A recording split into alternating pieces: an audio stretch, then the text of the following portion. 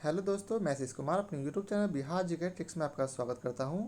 आज हम लोग पर्यावरण के दूसरे चैप्टर बायोम एवं जैव मंडल के बारे में इस वीडियो में पढ़ेंगे। तो यदि आप लोगों ने अब तक हमारा channel Bihar GK tricks subscribe नहीं किया है तो इसे सब्सक्राइब कर लें, साथ ही बेल आइकन को जरूर दबाएं। तो आइए वीडियो को स्टार्ट करते हैं।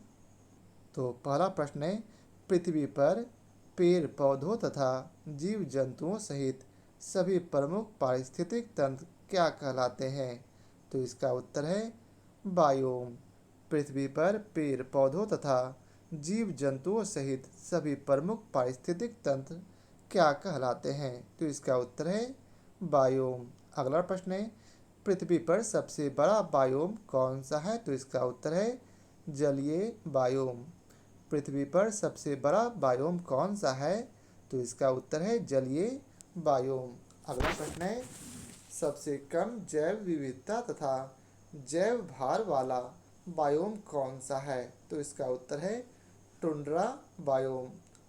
सबसे कम जैव विविधता तथा जैव भार वाला बायोम कौन सा है? तो इसका उत्तर है टुंड्रा बायोम। अगला प्रश्न है, जैव मंडल के अंतर्गत किन संघटकों को सम्मिलित किया जाता है? तो इसका उत्तर है जैविक एवं अजैविक घटक। जैव मंडल अर्थात बायोस्फीयर के अंतर्गत किन संघटकों को सम्मिलित किया जाता है? तो इसका उत्तर है जैविक एवं अजैविक घटक। अगला है, कौन सा तंत्र किसी समुदाय के सभी जीवों में संबंध स्थापित करता है? तो इसका उत्तर है खाद्य जाल अर्थात फूड वेब। कौन सा तंत्र किसी समुदाय के सभी जीवों में संबंध स्थापित करता है? तो इसका उत्तर है खाद्य जाल अर्थात फूड वेब। अगला प्रश्न है, सभी उपभोक्ताओं में कौन सा गुण पाया जाता है? तो इसका उत्तर है परपोषिका। सभी उपभोक्ताओं में कौन सा गुण पाया जाता है? तो इसका उत्तर है परपोषिका। वे जातियां जो किसी समुदाय में प्रचुरता तथा जैव भार की अल्पता के बाद भी सामुदायिक अभिलक्षणों पर अपना प्रभाव दर्शाती है, क्या कहलाती है? तो इसका उत्तर है की स्टोन प्रजातियां। जो जातियां वे जातियां जो किसी समुदाय में प्रचुरता तथा जैव भार की अल्पता के बाद भी सामुदायिक अभिलक्षणों पर अपना प्रभाव दर्शाती है, क्या कहलाती है? तो इसका उत्तर है की स्टोन प्रजातियां। अगला प्रश्न है, एबोनी तथा महोगनी वृक्ष किन वनों में संबंधित है? तो इसका उत्तर है उष्णकटिबंधीय सदाबहार वनों से। एबोनी तथा महोगनी वृक्ष किन वनों से संबंधित है? तो इसका उत्तर है उष्णकटिबंधीय सदाबहार वनों से। अगला प्रश्न है, साल, सागौन तथा शीशम किस बायोम के वृक्ष हैं? तो इसका उत्तर है मानसूनी वन बायोम के। साल, सागौन तथा शीशम किस बायोम के वृक्ष हैं? तो इसका उत्तर है मानसूनी वन बायोम। अगला प्रश्न है, किस बायोम की भूमि अम्लीय तथा अल्प खनिज वाली होती है? तो इसका उत्तर है शंकुधारी वन। किस बायोम की भूमि अम्लीय तथा अल्प खनिज वाली होती है? तो इसका उत्तर है शंकुधारी वन। अगला प्रश्न है, विषुवत रेखा से ध्रुवों की ओर जाने पर पारिस्थितिक उत्पादन पर क्या प्रभाव पड़ता है? तो इसका उत्तर है पहले बढ़ता है फिर घटता है। विषुवत रेखा से ध्रुवों की ओर जाने पर पारिस्थितिक उत्पादन पर क्या प्रभाव पड़ता है? तो इसका उत्तर है पहले बढ़ता है और फिर घटता है। अगला प्रश्न है, किस बायोम में सबसे कम तापांतर पाया जाता है? तो इसका उत्तर है अयनवर्ती सदाबहारी वर्षा वन बायोम में। किस बायोम में सबसे कम तापांतर पाया जाता है? तो इसका उत्तर है अयनवर्ती सदाबहारी वर्षावन बायोम में। अगला प्रश्न है, किस बायोम में प्राथमिक उत्पादकता सर्वाधिक होती है? तो इसका उत्तर है विषुवतीय वन बायोम में। किस बायोम में प्राथमिक उत्पादकता सर्वाधिक होती जाती है?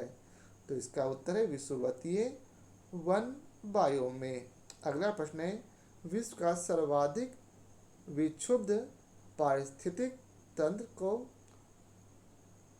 क्या कहा गया है? तो इसका उत्तर है मानसूनी बायोम। विश्व का सर्वाधिक विक्षुब्ध पारिस्थितिक तंत्र कौन सा माना जाता है? तो इसका उत्तर है मानसूनी बायोम। आगे है, यूकेलिप्टस वृक्ष को पारिस्थितिक शत्रु अर्थात इको इनेमी कहा जाता है। यह ऑस्ट्रेलिया महाद्वीप में बहुतायत में पाया जाता है। आपसे पूछा जाएगा कि पारिस्थितिक शत्रु किसे माना जाता है? तो इसका उत्तर है यूकेलिप्टस वृक्ष को। यह ऑस्ट्रेलिया महाद्वीप में बहुतायत में पाया जाता है। अगला प्रश्न है, सागर जल के नितल अर्थात तलहटी में रहने वाले जीवों को कौन सी संज्ञा दी जाती है? तो इसका उत्तर है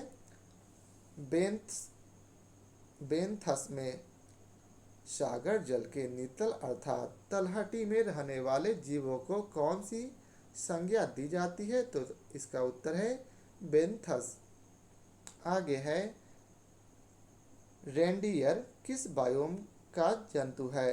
तो इसका उत्तर है टुंडा बायोम का। रेंडियर किस बायोम का जंतु है? तो इसका उत्तर है टुंडा बायोम का। अब आइए चलते हैं अगले प्रश्न पर। अगला प्रश्न है, भारत में वन सर्वेक्षण विभाग अर्थात फॉरेस्ट सर्वे डिपार्टमेंट द्वारा कब से वन रिपोर्ट का प्रकाशन किया जा रहा है? तो इसका उत्तर है वर्ष 1987 से। भारत में वन सर्वेक्षण विभाग अर्थात फॉरेस्ट सर्वे डिपार्टमेंट द्वारा कब से वन रिपोर्ट का प्रकाशन किया जा रहा है? तो इसका उत्तर है वर्ष 1987 से। आगे है, देहरादून स्थित भारतीय वन सर्वेक्षण संस्थान के द्वारा प्रति 2 वर्षों के अंतराल पर भारत वन स्थिति रिपोर्ट प्रकाशित की जाती है। देहरादून स्थित भारतीय वन सर्वेक्षण संस्थान के द्वारा प्रति 2 वर्षों के अंतराल पर भारत वन स्थिति रिपोर्ट प्रकाशित की जाती है।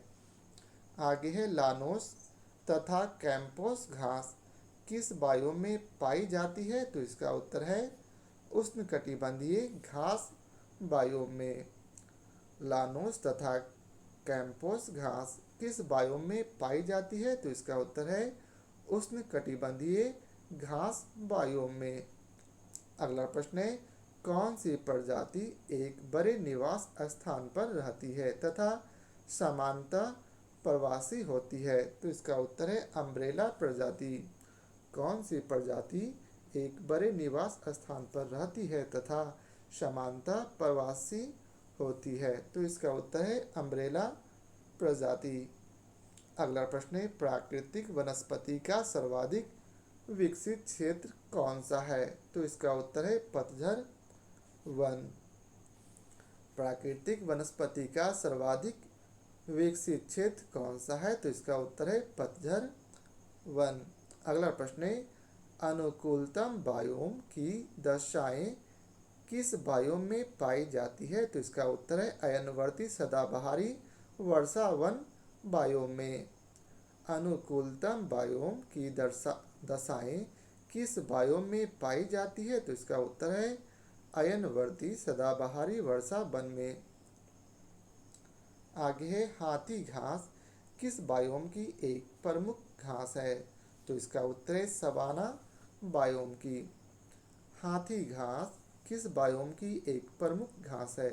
तो इसका उत्तर है सवाना बायोम। अगला प्रश्न है, किसी भी बायोम में प्राणियों का जीवन उनकी क्रियाशीलता की तीव्रता तथा उनकी संख्या किस पर निर्भर करती है? तो इसका उत्तर है संरचना, सकल बायोमास एवं जातियों के संगठन पर। किसी भी बायोम में प्राणियों का जीवन उनकी क्रियाशीलता की तीव्रता तथा उनकी संख्या किस पर निर्भर करती है? तो इसका उत्तर है संरचना, सकल बायोमास एवं जातियों के संगठन पर।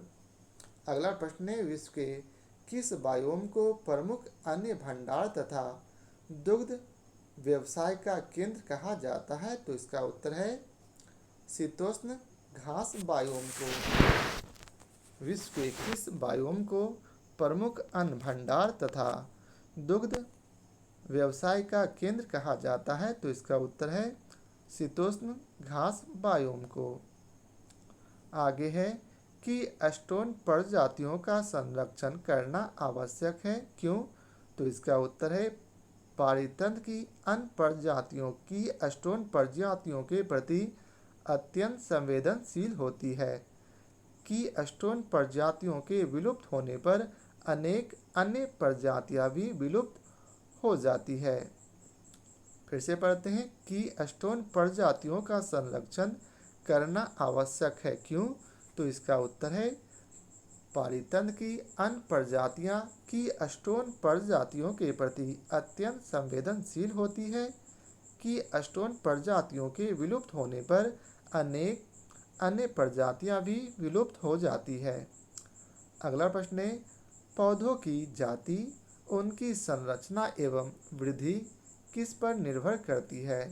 तो इसका उत्तर है पर्यावरण के भौतिक एवं जैविक कारकों के अंतर संबंध पर।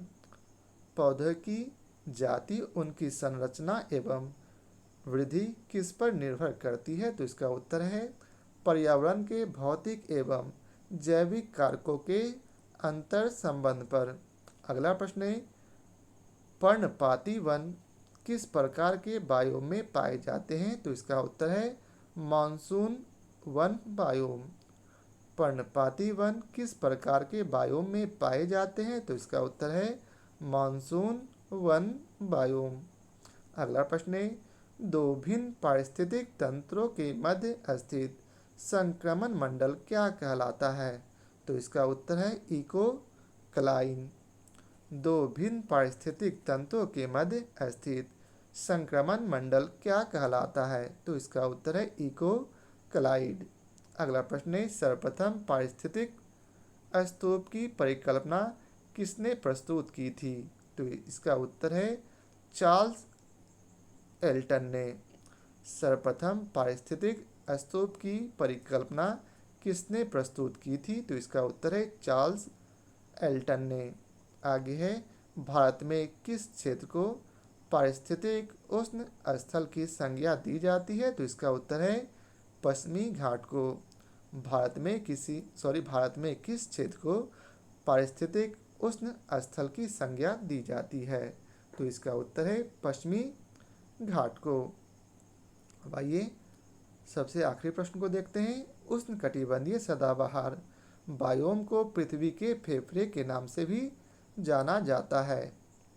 तो पृथ्वी के फेफड़े के नाम से किसे जाना जाता है? तो इसका उत्तर है उष्णकटिबंधीय सदाबहार बायोम।